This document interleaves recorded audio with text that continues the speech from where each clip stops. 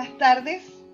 Bienvenidos al lanzamiento del libro La ciudad se vuelve pregunta, proximidad y movilidad en la ciudad de Santiago de Chile, de la académica Alejandro Lazo Corbalán, editado y publicado por Editorial Cuarto Propio. Quiero reiterar estas buenas tardes a toda la comunidad de la Universidad de los Lagos, especialmente a las y los estudiantes que hoy nos acompañan, a su rector, don Óscar Garrido, a las y los académicos, a las y los colegas del Grupo Milenio Movit y del Grupo Movilidades Australes, amigos y familiares.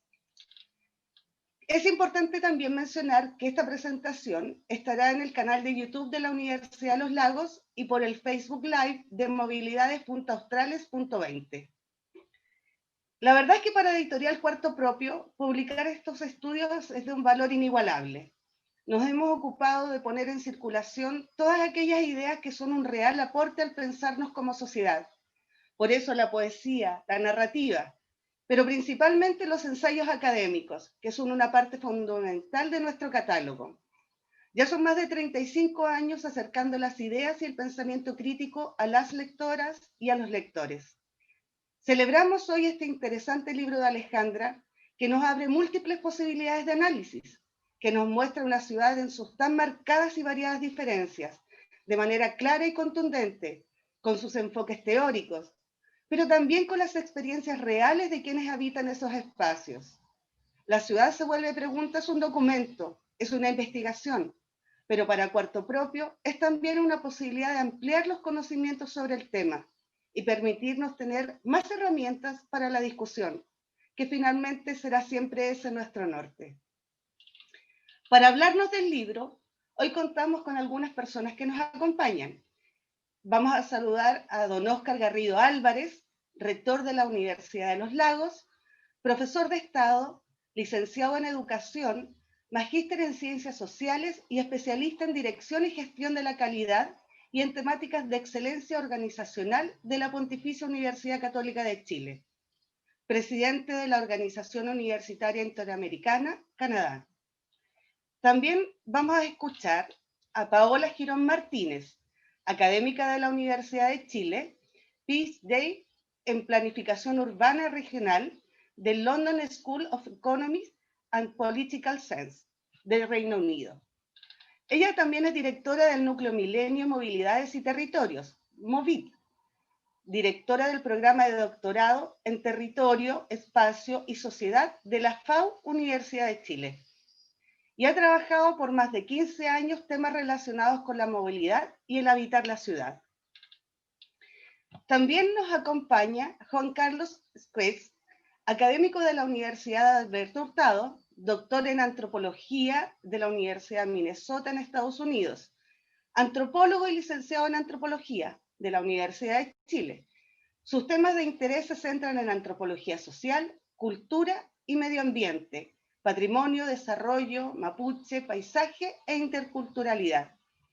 Pero la más importante hoy día, y es a quien celebramos con el lanzamiento de este libro, es Alejandro Lazo Corbalán,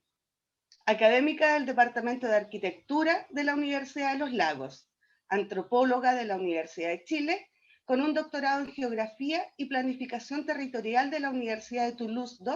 Le Miral, investigadora principal del proyecto Fondesit de Iniciación, la movilidad en su ambiente, etnografía de la experiencia de los conmutantes de las ciudades de Osorno y Puerto Montt,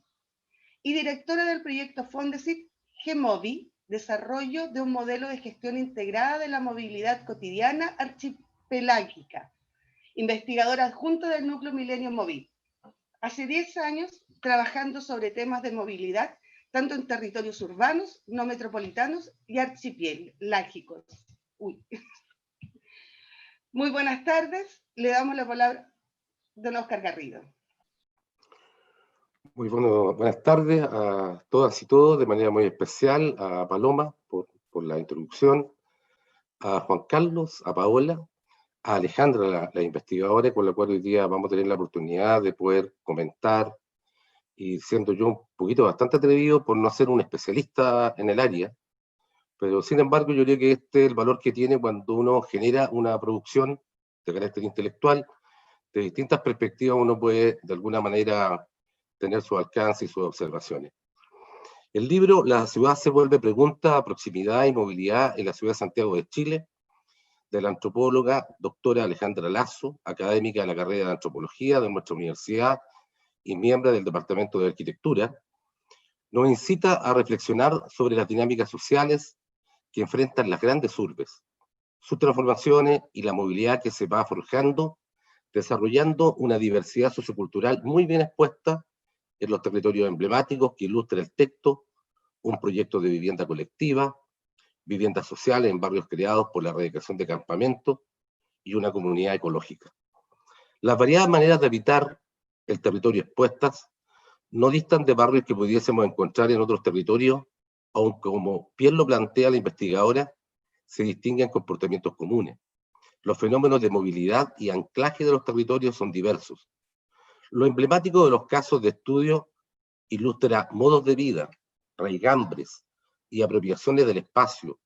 el anclaje barrial, lleno de significados que van forjando las comunidades e implica apego y lucha, no exento de confrontaciones, y a pesar de ello se mantienen vivas en el imaginario colectivo y pasan a ser emblemáticos. No es trivial que barrios tan distintos mantengan características comunes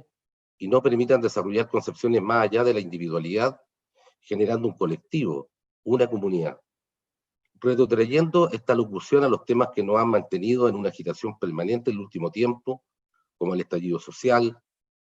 y las consecuencias de la pandemia, me permite referir cómo la crisis del modelo de desarrollo neoliberal de Chile ha llevado una reflexión profunda al modelo social, cultural y económico del país que ha generado el modelo actual, que ha producido profundas brechas sociales y agravado las inequidades y oportunidades de acceso a una mejor calidad de vida, que sin duda ha afectado la configuración barrial de segregación social, hacinamiento y estigmatización. En la lectura que se torna atrayente por las historias, se genera una mixtura interesante con la teoría, y así nos muestra cómo se va transformando la ciudad por iniciativa de sus habitantes en busca de un mejor hábitat, o se van creando nuevos espacios y habitando la ciudad. Historias de hombres y mujeres que desde la proximidad y la movilidad van apropiándose del espacio y generando raíces, estableciendo arqueotipos en la ciudad a la que pertenecen y se diferencian. ¿Es la proximidad o movilidad la que revela los territorios o son las circunstancias exógenas que hacen la ciudad? ¿Cuánto hay de azar y de capacidad de adaptación de las personas? ¿Importa la movilidad o se va construyendo y adaptando a su propio compás? ¿Afecta la movilidad y la proximidad a la inclusión social, concepto tan en boga este último tiempo, o es el barrio y sus interacciones que la afectan? Lo que sí es cierto que hay relaciones distinguibles entre los conceptos de proximidad, movilidad,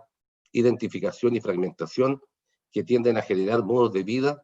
que son relevantes a estudiar. Y en ello la investigadora nos relata con certeza inescrutable desde los casos cómo se va generando la simbiosis entre estas redes de conceptos, pero también nos provoca y genera nuevas interrogantes que nos interpelan a entender lo relevante de la proximidad y la movilidad desde un estudio etnográfico, descubriendo modos de vida que resultan siempre interesantes de conocer. La ciudad la construye sus habitantes y los barrios generan su propio sentido de pertenencia e identidad que los diferencian. Relación simbólica que se genera en la interacción de los individuos con el espacio físico de su comunidad y su interacción con el resto de la ciudad. Los barrios expuestos tan disímiles entre sí mantienen una carga histórica que los hace reconocibles y se funden en la ciudad manteniendo sus particularidades e identidad creada con esfuerzo y evidentemente con mucha pasión de los pioneros.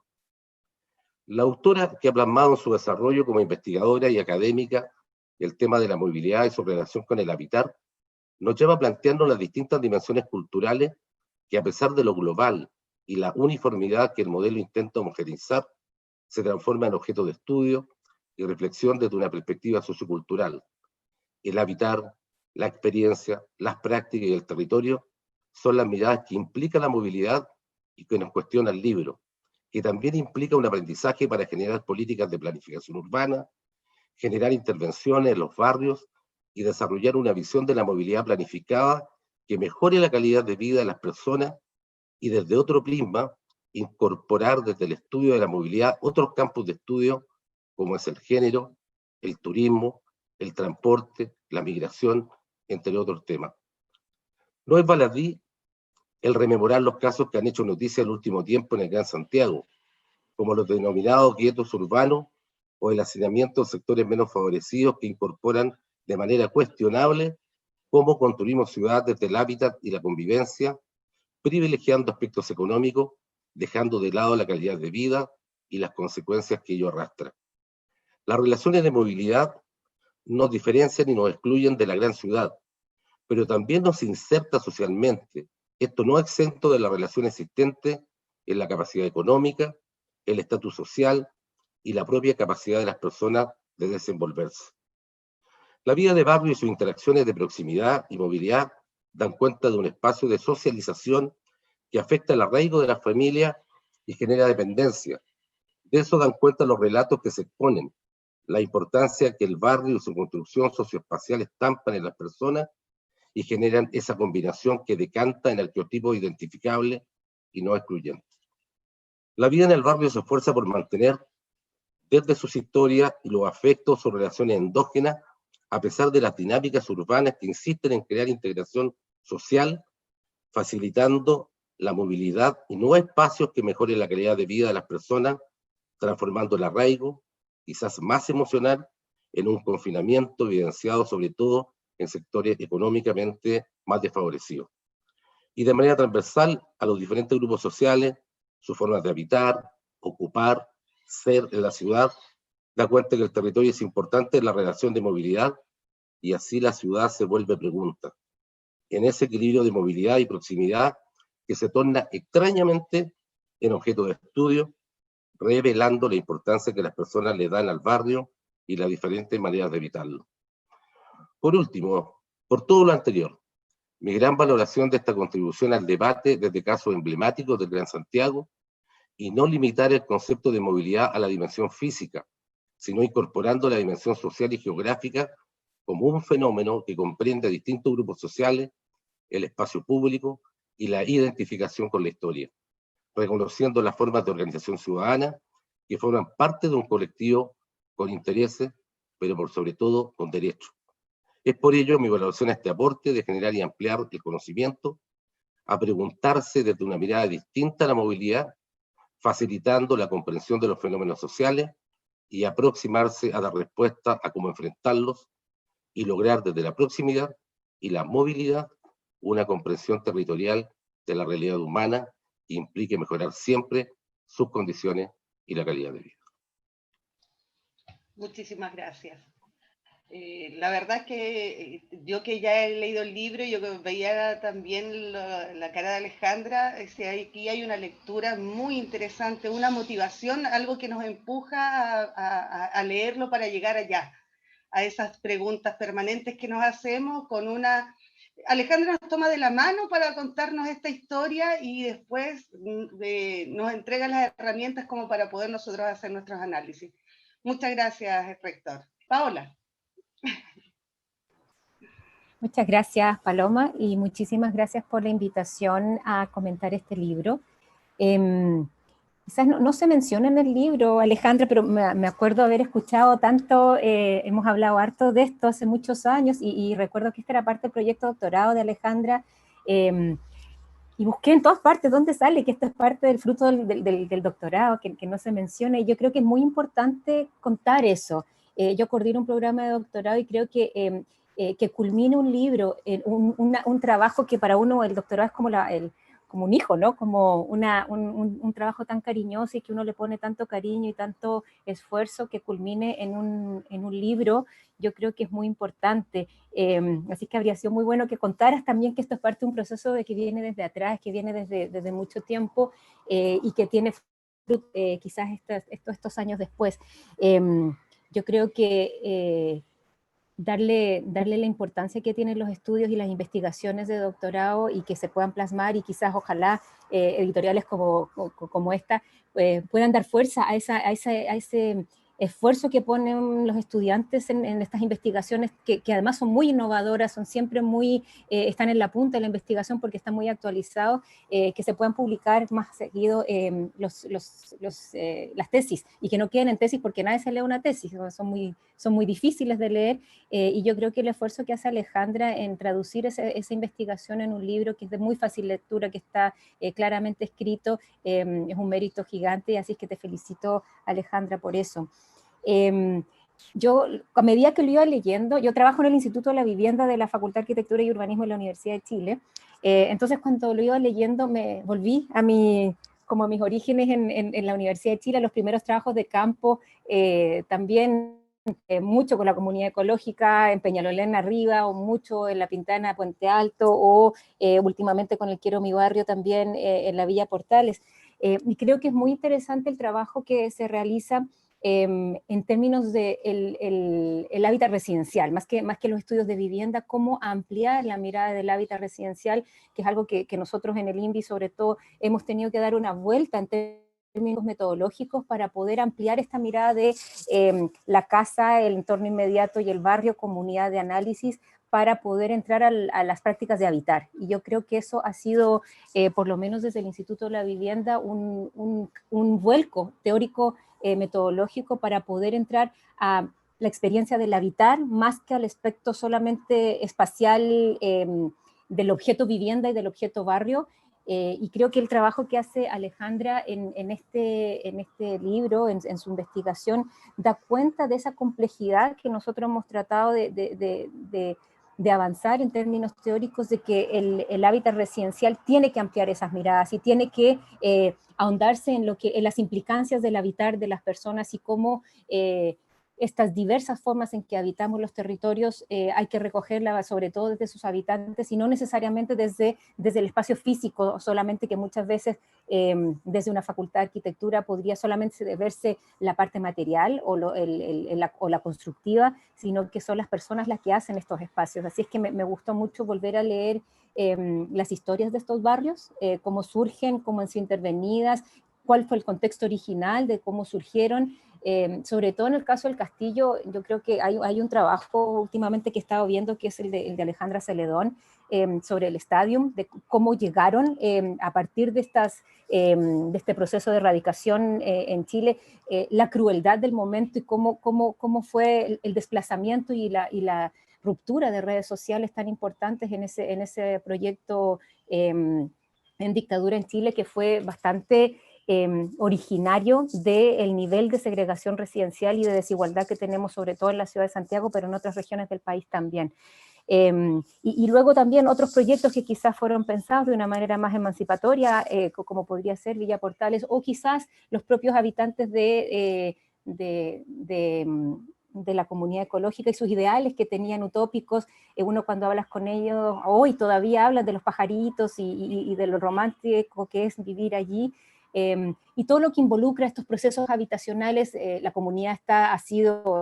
ecológica ha sido bastante discutida en los últimos años por los procesos de vivienda social que se construyen en su entorno, que se da cuenta aquí. Entonces, como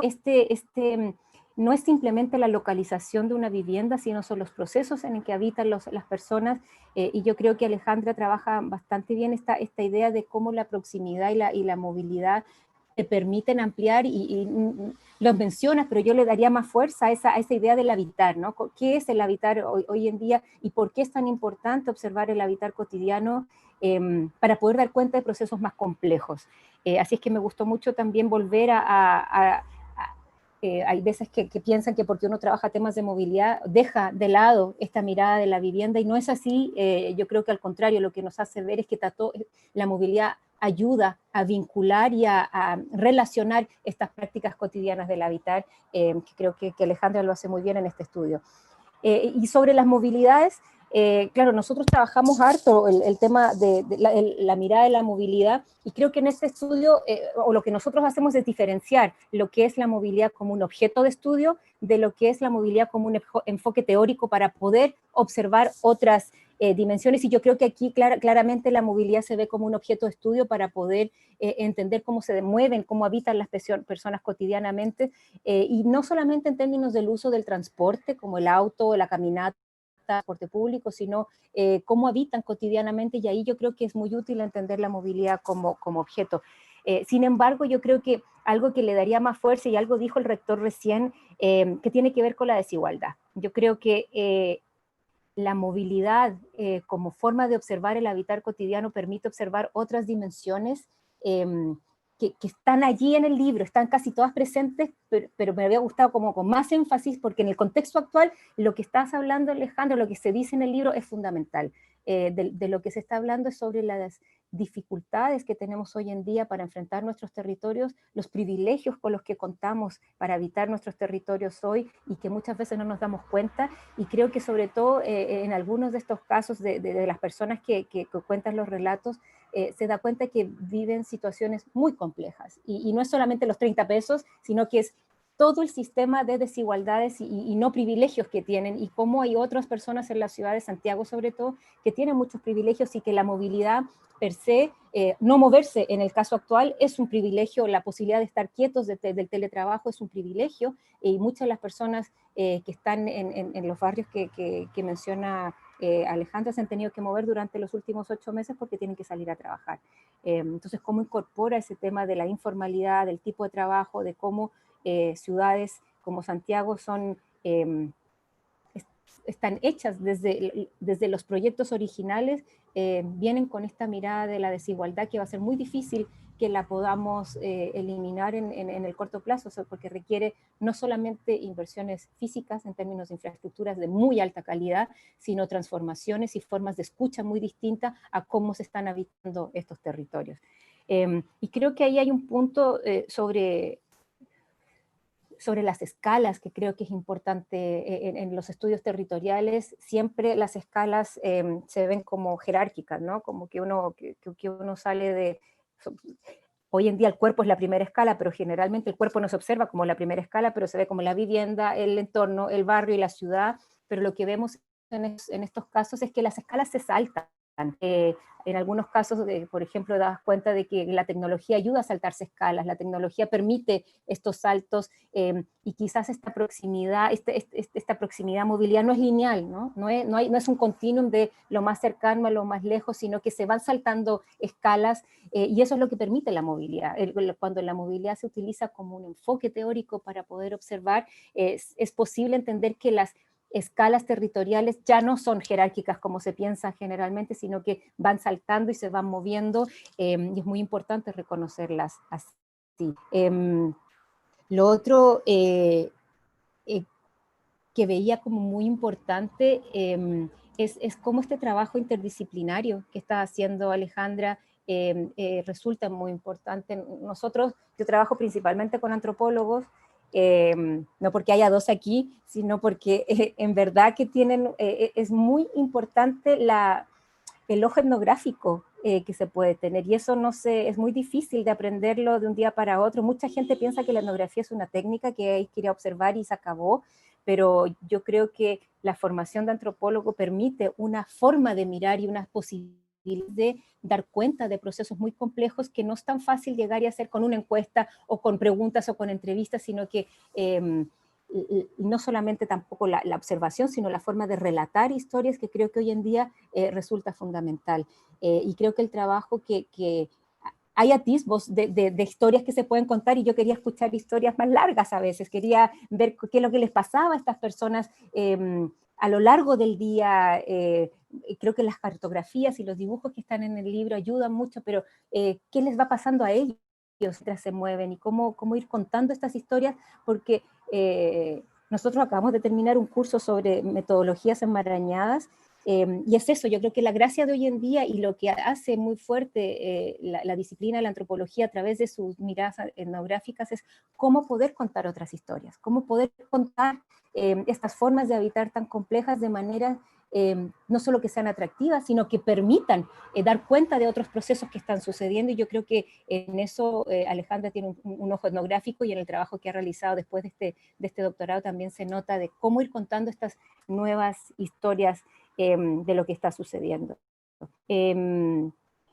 Y eso, yo creo que lo que a mí más lo de los arquetipos yo creo que se presentan son interesantes, pero a mí más me gusta la idea de poder entender las desigualdades territoriales que van surgiendo a partir de estas experiencias de movilidad. Y creo que esta luz que tú estás dando es muy importante para poder entender cómo analizamos a Chile hoy en día, post revuelta social, COVID, o en medio del COVID,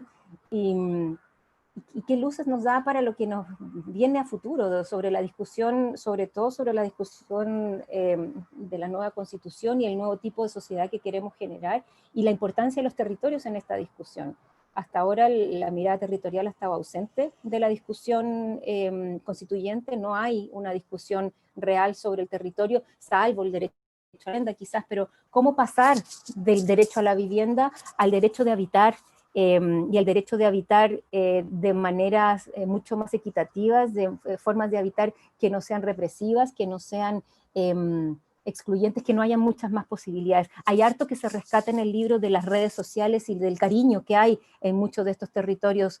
barriales, pero también de oportunidades que nos están dando en muchas partes de Santiago, pero también del país. Así es que yo creo que lo que está iniciando Alejandra con esta mirada de la movilidad y los territorios, yo creo que el haber sido al sur es un acierto gigante, de poder empezar a mirar esto que estamos tan acostumbrados a mirar desde Santiago, y pensar que todo lo que sucede en Santiago es lo que sucede en el resto del país. Y yo creo que es muy bueno que quizás cerrar este capítulo de Santiago para poder hacer lo que está haciendo ahora, que es mirar estas otras territorialidades que se están armando, estas otras formas de habitar que están sucediendo, en este caso en el sur de Chile, y que poco conocemos, no sabemos mucho de lo que está pasando, estamos súper enfocados en lo que está pasando en Santiago, y es muy importante que las universidades de regiones tengan las posibilidades de contar también que territorios también están siendo, son desiguales, tienen prácticas de privilegios en algunos lados, y que no son tan homogéneas como lo que estamos viendo nosotros acá. Así es que felicitaciones, Alejandra, por el libro y por lo que viene. Yo creo que hay un campo inmenso sobre las relaciones territoriales desde la movilidad, de lo que está pasando en el sur de Chile, que es fundamental, y ojalá que haya otros grupos haciéndolo en el norte y que se vinculen con lo que está pasando en otros países también, y cómo empezar a situar nuestra discusión desde América Latina y desde Chile, sin tantos retos del norte, en diálogo con el norte, pero producir nuestros propios conocimientos sobre lo que está pasando en nuestros territorios, y las dificultades que estamos viviendo y también las oportunidades que surgen allí. Así es que muchas gracias por la oportunidad de leer el libro, así la primicia,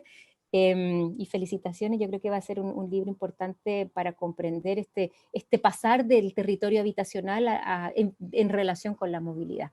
Así que eso, muchas gracias. Muchas gracias, Paola. Mientras te escuchaba, pensaba en una conversación que en algún momento tuvimos con Alejandra, donde yo le planteaba un poco, sin ser una experta, insisto,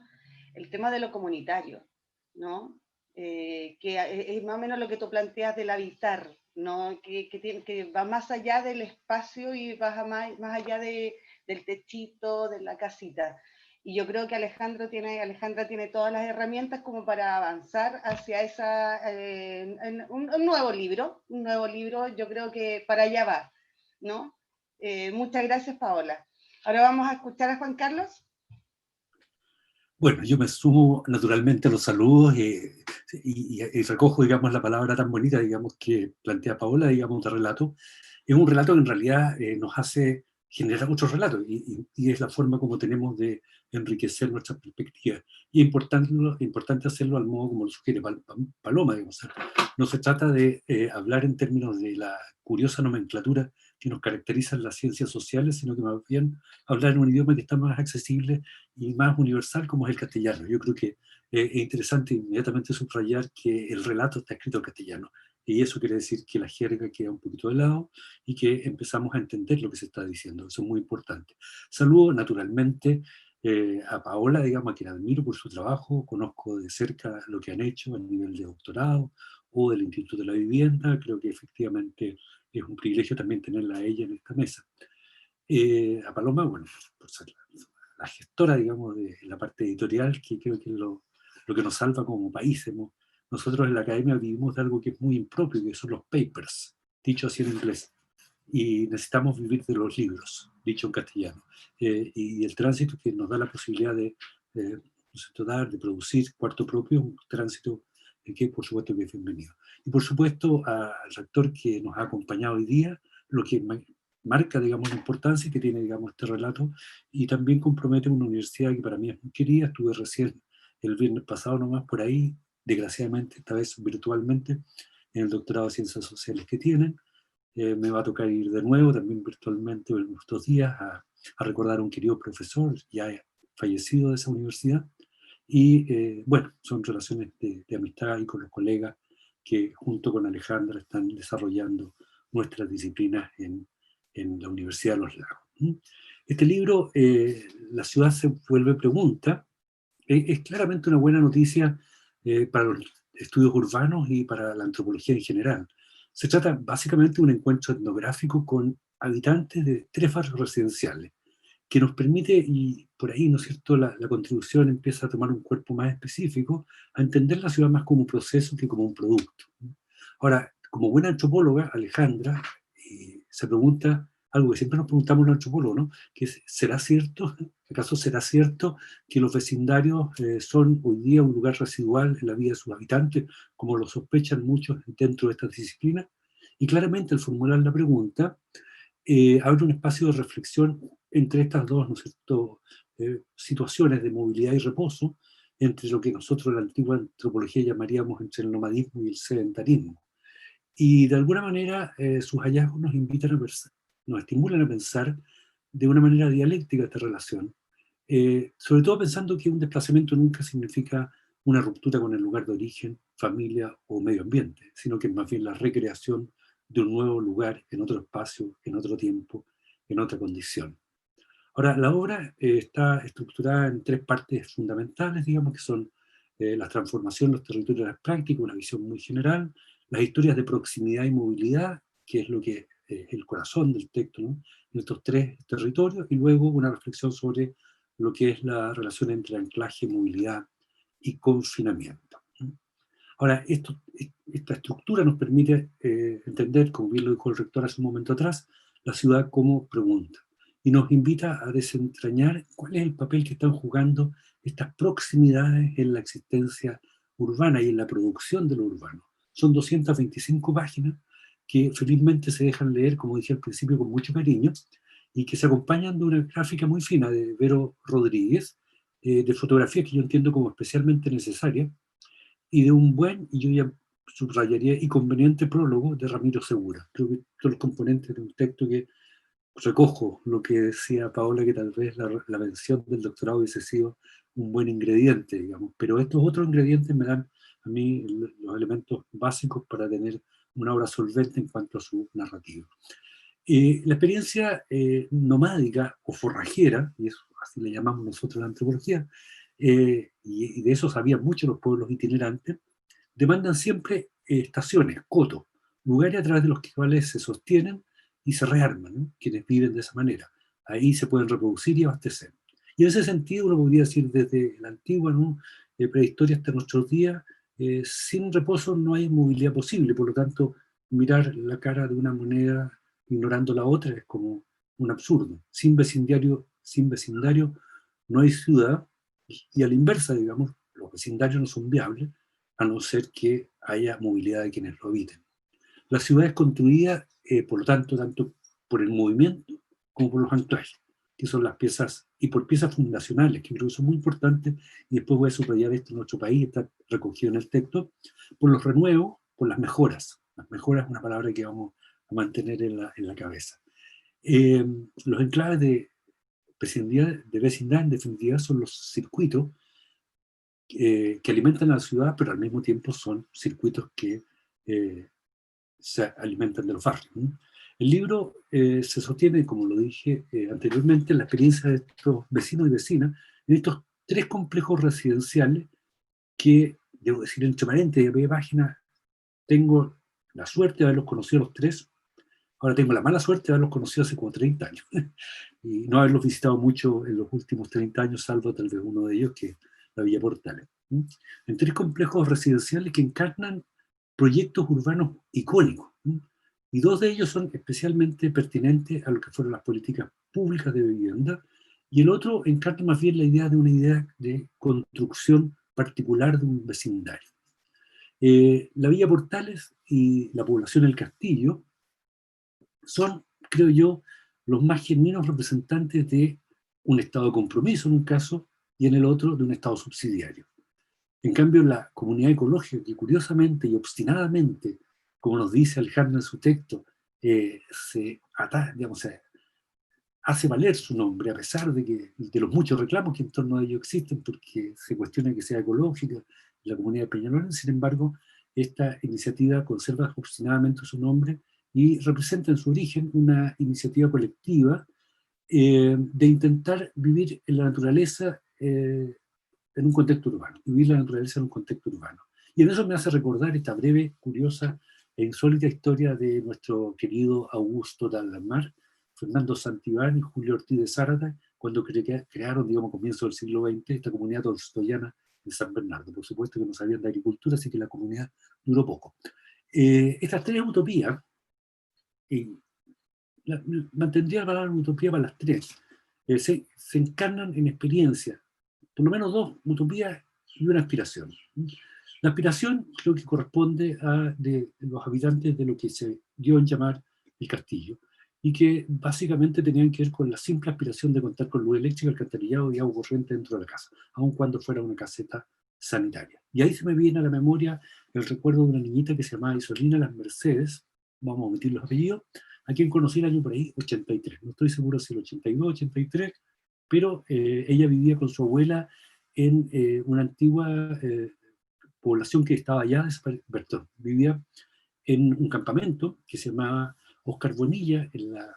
Quinta Normal, y este Oscar Bonilla a su vez venía de la antigua población y gloriosa población Colo Colo, de las orillas del Mapocho. Y creo reconocer en las fotos que presenta el libro justamente un resabio de la población Colo Colo, que fue muy nombrada en los años 40, 50 como un campamento de las riberas del Mapocho. Y ambas, ¿no es cierto?, abuela y nieta, fueron erradicadas a la calle esta Sargento Correa, de lo que en ese momento, con ánimo dictatorial, se le llamó los héroes de la Concepción. Cada calle tenía un nombre de soldado y eso honraba entonces a los héroes de la Concepción, hoy conocida como el Castillo. Y ahí el sueño de la casa propia en realidad no tardó, como nos muestra un poco el trabajo de Alejandra, en eclipsarse, del mismo modo como menguaron toda esta utopía. Todas ellas, ¿no es cierto?, cayeron a una suerte de desdicha, finalmente, de desarticulación y de agotamiento. En el castillo ellos se encuentran con campamentos, como bien se señala aquí, provenientes de todos los lugares, digamos, de la ciudad de Santiago, incluyendo, por ejemplo, el campamento de Tabancura, que venía de Las Condes. Y no tardan entonces en diferenciarse un grupo de otro y conflictuarse en cuanto a sus estilos de vida, expectativas y prácticas que los caracterizaban. Y, dice el texto, los habitantes del castillo, aún 30 años después, se identifican internamente en función de sus campamentos de procedencia. En ese tiempo, a fines de los 80, se tomó la iniciativa de instalar en el barrio teléfonos, habían teléfonos todavía con monedas, para denunciar asaltos. Obviamente que los teléfonos no duraron, pero tampoco duraron los llamados, y nadie se atrevía a ir a hablar por teléfono a sabiendas de las represalias que venían después de haber denunciado un hurto, un robo, un asalto. Entonces la seguridad que el campamento daba, y yo creo que eso es interesante de subrayar, los campamentos finalmente eran un lugar de vida, con todas las dificultades del caso, pero se trocó por la peligrosidad del barrio. Y en palabras de Alejandra, se produce entonces esta contradicción entre el arraigo y el confinamiento, en el cual se encuentran algunos de sus interlocutores adquiriendo rasgos que ella describe como arquetípicos. La comunidad, en cambio, de Peñalolén, o comunidad ecológica, tal vez es la que con mayor claridad entraña este tránsito que va desde la utopía hacia la decepción. Nace, como hemos dicho, de esta visión romántica y un poco hippie, y termina constituyéndose en un condominio. Y tal vez fue pionero en términos de los condominios. Se pasa, digamos, de este sueño hippie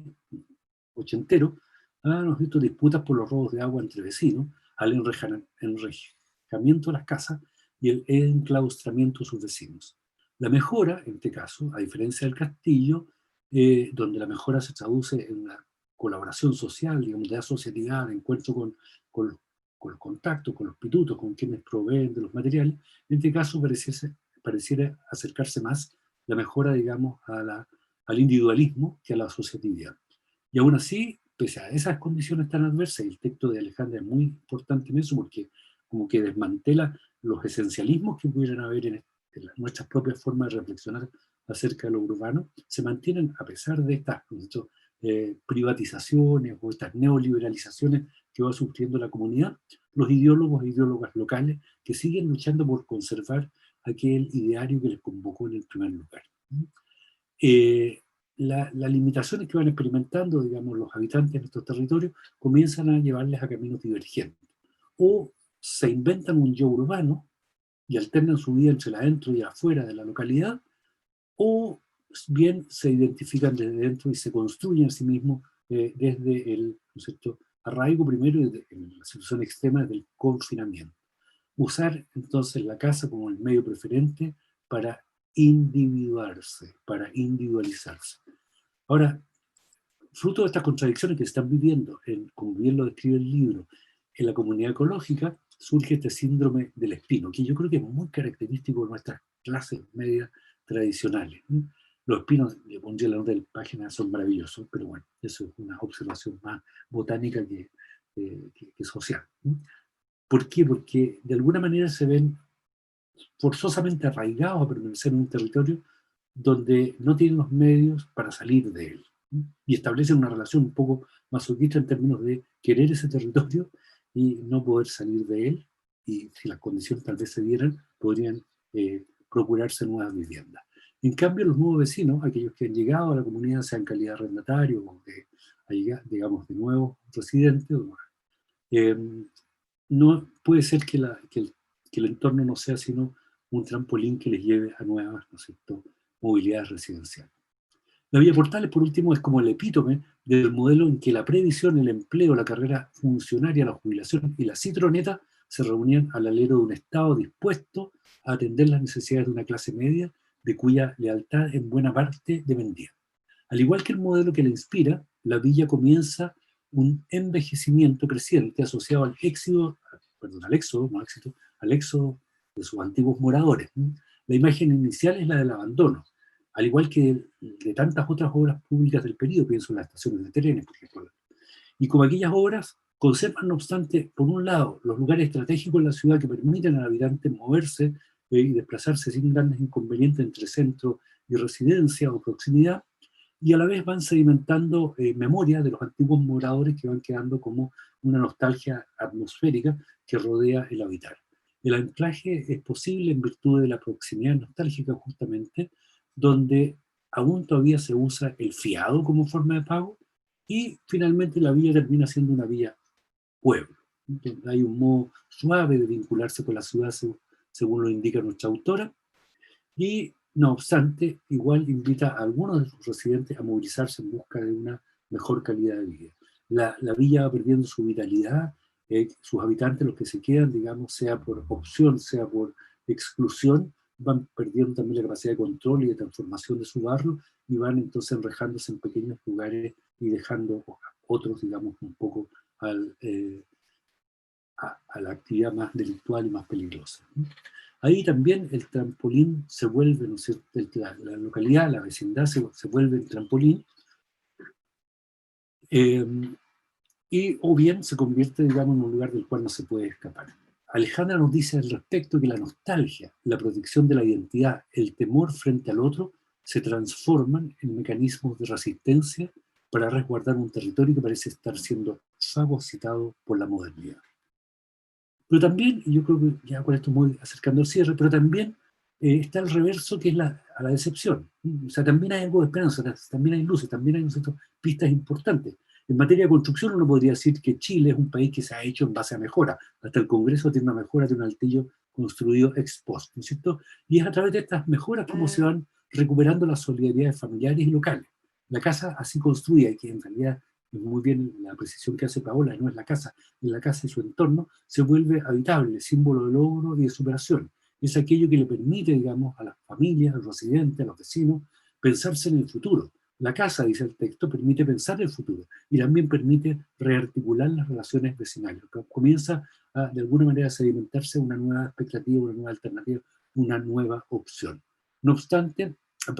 la apropiación del espacio del barrio no se contradice con el deseo de partir. Y aquí hay una afirmación que me parece muy, muy interesante, porque también pone en jaque los romanticismos que uno carrega consigo, ¿no? Nos dice Alejandra que la experiencia de la movilidad contiene una suerte de libertad fundamental, el derecho de irse o de moverse por moverse. Y creo que eso no debiéramos dejarlo escapar. Los barrios son básicamente depositarios de estas trayectorias vitales y ellos mismos son móviles. Es decir, la historia que yo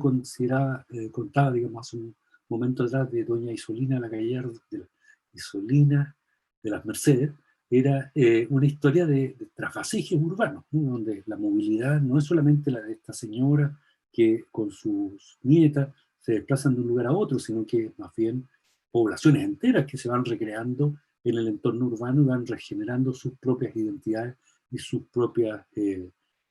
digamos,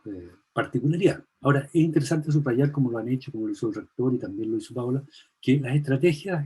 que se despliegan para conciliar esta tensión entre lo que es la proximidad y lo que es el desplazamiento son similares. Hay una suerte de homología entre las prácticas independientes de la clase social a la cual se pertenezca. Ahora, sin embargo, y aquí yo coincido con los dos expositores anteriores, el isomorfismo de estos arquetipos no niega el que sean condicionados por ensamblajes estructurales que distribuyen de modo desigual el conjunto de los servicios urbanos, de modo que la homología de los tipos no supone similitud de servicio. El confinamiento en la comunidad ecológica no tiene la misma gravitación que el que tiene en el castillo. Los vecindarios se revelan así como anclajes que permiten acopiar recursos de la más diversa índole. Muchos de ellos, si pensamos en los condominios de las clases adineradas, son básicamente bancos de recursos, de prestigio, de dinero, etc. Otros son más bien bancos de recursos sociales y los otros son bancos de recursos afectivos, pero claramente ahí hay ciertas jerarquías sociales que marcan diferencias que son fundamentales en la comprensión de nuestra propia ciudad. Voy a terminar diciendo que el estallido social y la pandemia sorprendieron a este libro en su edición. Y por supuesto no cabía entonces aventurar en desarrollos ulteriores en los espacios estudiados ni en los espacios urbanos en general. Sin embargo, y aquí creo que es lo valioso y lo subrayable del caso, es que estas dos crisis vienen a ratificar la intuición inicial de Alejandra al preguntarse si acaso se quedan así de residuales las relaciones vecinales.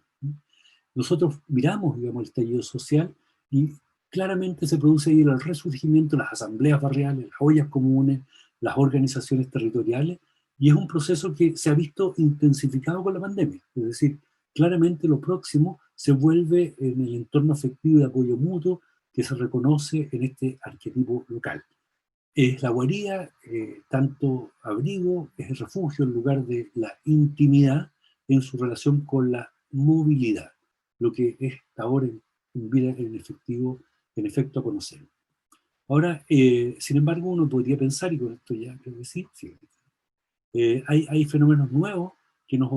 llevan o nos proyectan esta reflexión más allá del confín en que nos movemos. ¿Qué va a pasar con este concepto de proximidad física, residencial y movilidad virtual? ¿Qué pasa, digamos, cuando se instala la web? Cuando empezamos a operar como estamos operando ahora, en que la intimidad se vuelve una intimidad virtual. No lo sabemos, pero la invitación que nos hace Alejandra es avanzar, digamos, en cómo generar un equilibrio entre movilidad y proximidad, y un equilibrio que permita a la larga garantizar una mejor calidad de vida para los habitantes y las habitantes de las ciudades. Paloma, eso es, perdona que me haya extendido un poquito, pero me entusiasmé mucho con el libro. Es entusiasmante, no es problema. Insisto, yo creo que Alejandra cuando los invitó a conversar sobre su libro es porque los conocía muy bien, porque sabía que iban a a tomar del libro cada cual lo que le potenciaba mejor y podía sacar esos textos que la verdad es que siguen abriendo el libro, ¿no? Siguen abriendo las múltiples posibilidades. Y que en el fondo tiene que ver con algo también que decía Paola. No se mencionó lo del doctorado, sin embargo, todo el pensamiento crítico, todas las ideas, todos aquellos trabajos que hacen ustedes, tendríamos que ver de qué forma no fueran solo paper, que también sabemos de dónde viene toda esa idea, ¿no? Pero hay editoriales todavía como Cuarto Propio, donde un libro de 225 páginas, la verdad es que vale la pena leerlo, compartirlo, ¿no? Y encariñarse con él, encariñarse, es decir, poder portarlo, ¿no? Esa portabilidad que permite el libro para poder escucharlos a ustedes también en algún momento. Y ahora solo nos queda, Alejandra, escucharte a ti. Muchas gracias a todos por sus palabras. Yo estoy muy emocionada con este libro que finalmente dio la luz en este contexto de pandemia, de coronavirus, entre estallido social y todo, que nos costó finalmente con Paloma, lo teníamos ahí en carpeta, pero nos costó materializarlo finalmente por todo lo que nos estaba tocando también vivir como sociedad, como familia, etcétera. Pero muy contenta y antes como de enfocarme específicamente en el libro, quería agradecer a Paloma sin duda y a Marisol Vera de la editorial Cuarto Propio por la oportunidad, por haber confiado desde el principio en mi libro, por haberse encantado con la idea. Siempre ustedes me dijeron que sí, vamos, les encantó la idea desde el principio, antes de leer el libro ya la idea les gustaba, así que súper agradecida de ustedes dos. Además que Cuarto Propio es una editorial que tiene una trayectoria larga y además una editorial que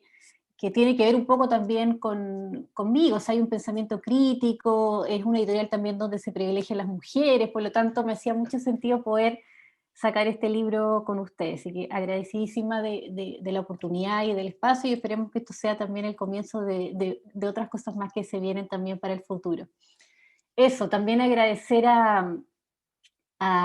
¿cómo se llama? A Gabriela Balbontín y a la Soledad Pino, que ellas me ayudaron mucho en la redacción y en corregir algunas cosas de estilo. También fueron mujeres muy entusiastas que me ayudaron mucho en que el libro también tomara forma, en depurar también el libro, porque claro, no lo digo ahí, pero es fruto de mi trabajo de tesis doctoral, por lo tanto era gigante lo que tenía una parte también teórica que no está ahí, bastante importante. Entonces el trabajo también de edición fue bastante largo y arduo, pero me ayudaron mucho estas chicas, Gabriela y Soledad, siempre también confiando en la historia que quería yo contar, así que también muy contenta y agradecida de ella. Bueno, y agradecer hoy día a los presentadores, al rector, a Paola, a Juan Carlos por sus palabras, lo que cada uno dijo sobre el libro, sin duda coinciden con lo que yo quiero transmitir a partir de la lectura de las historias de estos tres barrios que son barrios, yo que he sido santiaguina hasta hace muy poco, son historias y son parte de la identidad de la ciudad de Santiago de Chile, por lo tanto, lo que yo siempre quise mostrar ahí un poco era cómo a partir de la movilidad nosotros somos capaces también de ver cómo los habitantes van haciendo también su barrio y van también de alguna medida haciendo ciudad, y una ciudad que se va haciendo y se va rehaciendo, que también va cambiando y se va transformando, pero a pesar de que eran barrios muy distintos y que están ubicados en distintos lugares de la ciudad y donde los habitantes también son de clases sociales distintas, había muchas similitudes que también nos hablaba de esa riqueza y sobre todo, como decía Juan Carlos, esa pregunta que yo me hago al principio, hoy día toma más sentido que nunca. El valor que tiene la proximidad y los barrios en lo que estamos viviendo hoy día sigue siendo importante y sigue siendo vigente, ¿ya? Entonces un poco este proyecto que nace con la tesis doctoral también viene como a dar cuenta de una línea de investigación que he venido desarrollando sobre las movilidades y donde lo que viene ahora es hacer un pequeño libro, y lo habíamos comentado en un principio con Paloma y Marisol, sobre las movilidades ahora en el sur de Chile, donde también hay material, ya estamos empezando a escribir cosas sobre Chiloé, por lo tanto, vemos que son cosas que pasan en Santiago, pero que también podemos reactualizarlas y revisitarlas desde el sur de Chile, donde también los modos de habitar, los modos de ser, los modos de hacer la ciudad siempre están ahí, es una riqueza porque además nos apelan a lo cotidiano. Yo creo que eso sobre todo lo más como rico y lo que más fascina de este tipo de estudios, que todos tenemos algo que decir sobre cómo es nuestra experiencia de habitar la ciudad, de vivir la ciudad, de moverse por ciudades. Y en el caso del sur de Chile vemos que son ciudades intermedias, que son territorios archipelágicos, que son zonas costeras, zonas rurales, por lo tanto la riqueza de experiencia son fascinantes y para uno que es antropóloga hay tanto que decir y tanto que ver que la oportunidad que se abre con la editorial Cuarto Propio, yo estoy súper, muy agradecida y muy contenta. No sé qué poder más comentarles, porque más bien invitarlos a que lean el libro, tampoco quiero contar mucho de qué trata, pero son las historias de estos 3 barrios vistos desde la movilidad cotidiana, donde vemos que hay una paradoja finalmente, esa paradoja de que la proximidad, como decía Juan Carlos, es el lugar esencial, es tu refugio, es tu casa, pero a veces ese refugio te tiene que permitir poder salir y explorar la ciudad, pero tú finalmente siempre vuelves a ese lugar, que muchas veces es un lugar deseado, y otras veces es un lugar obligado, porque no podemos salir de ahí, pero está siempre ese tira y afloja entre el quedarse y el moverse, entre el vagabundeo y la permanencia. Por lo tanto, es esa paradoja lo que está en el centro del libro, ¿ya? Y ahora me acordé de agradecer también a Ramiro Segura, que hizo ese hermoso prólogo también, es súper entusiasmado con el libro, y también quedé encantada con el prólogo que me hizo. Y nada, pues yo creo que la invitación es a ver la movilidad a partir de la experiencia, que es un poco lo que también hace Paola, lo que yo estoy intentando hacer en el sur de Chile, con este grupo también de movilidades australes, donde ustedes van a ver, pueden ir viendo también las cosas que van sucediendo en relación con las movilidades que ocurren en nuestros territorios. Yo estoy muy contenta y espero que puedan leer el libro, y agradecida de las palabras de cada uno. No, yo creo que escuchar tu entusiasmo y eso, saber que está en el libro, ¿no? Esa pasión que tú colocas en este trabajo, en esta investigación, y hacer un llamado, si finalmente de parte de Editorial Cuarto Propio, a que todos ustedes desde su expertise, la misma universidad, es decir, hagamos convenios, hagamos conversaciones, reunámonos, escuchémonos, si se puede, si no, ya veremos cómo. Sí, la verdad es que Cuarto Propio ha resistido 35 años precisamente por lo mismo, porque nos interesa la pasión que está en la persona que escribe, ¿no? Y pensaba precisamente, resumiendo un poco todo lo que han dicho, y principalmente las palabras del rector, tuvimos que estar confinados, tuvimos que estar encerrados. Imagínense, para ustedes como expertos en esto, cuando nosotros estuvimos escuchando que la vecina lloraba todos los días, porque no tenemos distancia con el vecino, pero también hay otros espacios donde el vecino estaba solo en su parcela, que era un lugar de agrado, pero finalmente en esta situación quedó solo o sola. Entonces, creo que se vinieron muchas contradicciones a develar desde el año pasado, pero que la pandemia nos puso muchas preguntas. Y bueno, son ustedes, somos todos aquellos que estamos en el mundo de la cultura, en el mundo de la investigación, en el mundo de la docencia, los que estamos interpelados permanentemente para poder entregarnos y traspasar estas dudas y estas preguntas, y quizás aclarar algunas dudas y responder algunas preguntas también. Para eso nos preparemos, para eso vamos a estudiar, para eso seguimos estudiando, ¿no? Para eso están las universidades, para hacer academia, para hacer universidad, ¿no? Y ojalá tener los vínculos con una editorial, con otra y varias editoriales. Y sí, lo mismo que tú contabas de esto que pasa en Santiago, bueno, también el mundo de las editoriales en regiones no tienen la misma oportunidad, no la tienen. Por lo tanto, sí, hay que empezar a traspasar estas barreras y hoy día la vida se encargó de ponernos en una encrucijada desde lo viviendístico a lo comunitario, donde tenemos más respuestas que buscar. Y esa es la invitación que hace tu libro. La ciudad se vuelve pregunta, es una invitación, ¿no? Y yo creo que Paola, Juan Carlos, el rector, dieron en el clavo con eso. Y tu pasión. Si cuando a uno le gusta algo, no es caso, se nota. Gracias. Oye, se me olvidó agradecer también las ilustraciones de Vero Rodríguez, que también Sí. le pedí que me hiciera algo y lo hizo también súper entusiasmada y fue justo lo que yo quería, entonces como que confluyeron muchas cosas para que el libro se diera, porque existía este trabajo, surgió la oportunidad de ponerlo en el papel, ustedes fueron muy buena onda, las chicas que ayudaron a editar,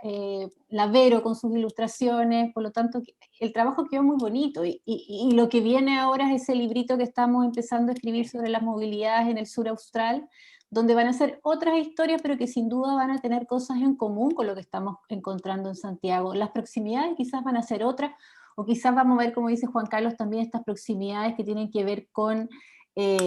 ahora con el internet, con todo esto virtual. ¿Qué pasa con eso y qué pasa con territorios más aislados como las islas, por ejemplo, hoy día? Entonces ponerlo eso a partir de historia y desde una mirada antropológica y desde la movilidad como objeto, como también mencionaba Paola,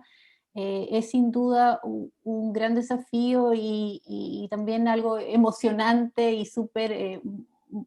que motiva muchísimo.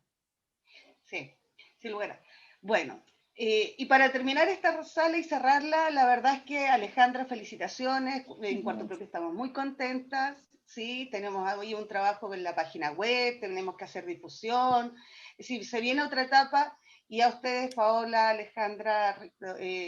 Juan Carlos, rector, la verdad es que muy contenta de haber compartido con ustedes hoy día, ¿sí? Y sigamos conociéndonos, sigamos juntándonos. En la virtualidad también hay política de los afectos en esto. Zoom también lo permite porque somos nosotros los que estamos ahí. Muchas gracias. Buenas tardes. Gracias. Gracias a ustedes, muchas gracias. Chao.